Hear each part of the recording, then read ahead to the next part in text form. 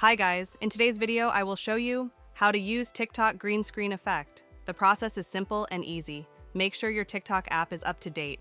And after it, open your application.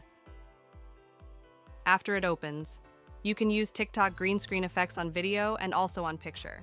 But in this video, I will show you how can you do it on your videos.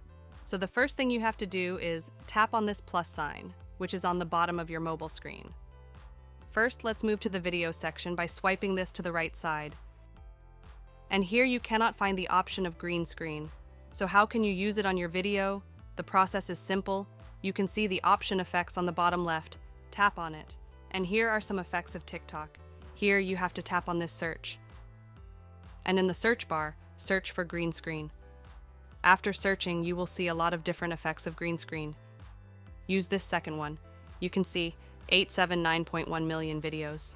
It means in these videos this effect is used, so that's why I'm choosing it. So as you see, the green screen effect has been enabled. Now capture your video with the help of this effect and remove your background. So it was the primary way by which you can use green screen effects on TikTok.